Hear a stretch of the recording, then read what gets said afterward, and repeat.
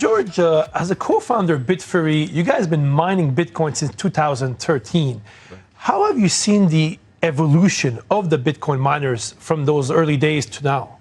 Yeah, I mean, when I joined BitFury, the whole ecosystem was 1 petahash. So it was very, very early. And what we've seen over the years, the progression towards institutionalization of the space. Whereas before it would be $20–30 million to tape out a chip, to build a data center, now you're talking about billions of dollars. And in this journey, we mined hundreds of thousands of Bitcoins, and we incubated 2 mining companies that are listed on the NASDAQ, and they are going in and raising billions of dollars. So I was privileged to be at the forefront of evolution from early on to today where we are. One question I often wonder when it comes to Bitcoin mining is we're seeing more and more state nations start mining as well. We saw with Bhutan, we're seeing El Salvador and many others. Do you believe that's kind of unfair competition one day with the privately owned or listed mining companies, the fact that these state nations are coming into the space? The beauty of Bitcoin, it's an open source, and you can mine as a private organization, as a government, and more there are entities that are mining, whether it's government or the enterprises, more decentralized the network is. So we welcome it, and actually we've been orange pilling, as you know, a term of talking people about the benefits of Bitcoin and many governments. So we're glad that that is taking the place, and many more are about to join. So talking about the evolution of miners, we've seen many miners over the last 2–3 years switch to AI, actually. Correct. Do you believe that is just a transient trend, or do you believe we'll have the AI and Bitcoin miners cohabitate for the foreseeable future? Absolutely. There is no coincidence in terms of the switch, because if you're going to Bitcoin mining, is a high-performance computing exercise in terms of putting all the components together. And BitFury actually from a very get-go was looking at AI as one of the ways to diversify. And that's why in 2020, we spun out a team of chip designers to do an AI chip design, and they have one of the leading European AI chip companies called Accelera. But Cypher and Hot 8, all of the companies we incubating going to AI, is just an extension of Bitcoin mining. So I see a very natural extension of that. So, George, I think we've had both the privilege of being in this space for many years, and you just published a book called And Then You Win. Correct. How do you see founders in the crypto space being different from founders in other industries? And do you believe anybody who's looking at launching a crypto-related business, what attributes do you need to have to succeed in this space? Resilience, because this is the industry which we were laughed at, we were ignored at. There was a massive fight in terms of going on, and now we're seeing that there is this victory coming in terms of success and in terms of harvesting the capital.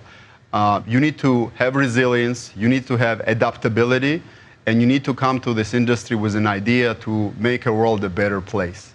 So I see a lot of Bitcoiners, early investors that came in, that are investing now a lot of capital for doing good and making a positive impact, and privileged to be part of the journey. And we first came, Bitcoin was $400, and we've seen the progression of adoption and accumulation, and we're very privileged. We are big fans of UAE, and we look to double down on our investments and continue the partnership here.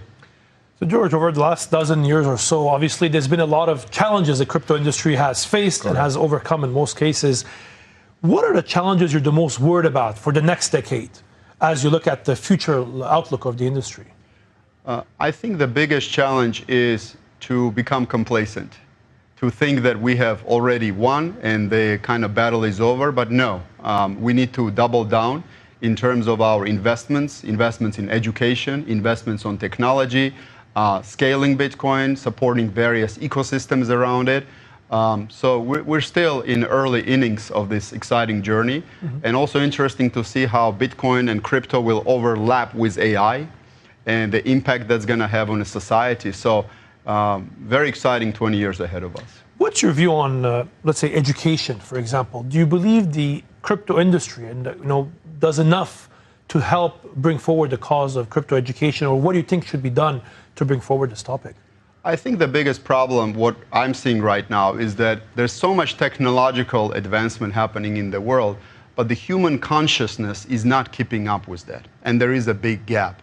So there needs to be really an education in doubling down on family values, on doing good, making a positive impact, and it really starts with the family. So if we focus on that, on education of a consciousness of a humanity, where we're going to embrace this great technology that is coming, it's really vital. Otherwise, we're going to be in a big mess. Very philosophical stance there.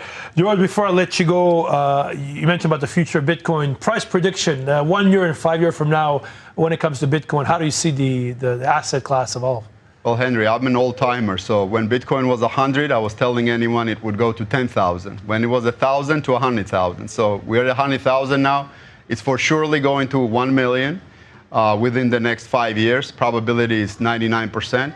And the reason is very simple. The reason is, as long as central banks continue printing the money, as long as the global governments continue running massive budget deficits, Bitcoin is a directional bet upwards. That's it. That was George Kikvadze, the co-founder of BitFury.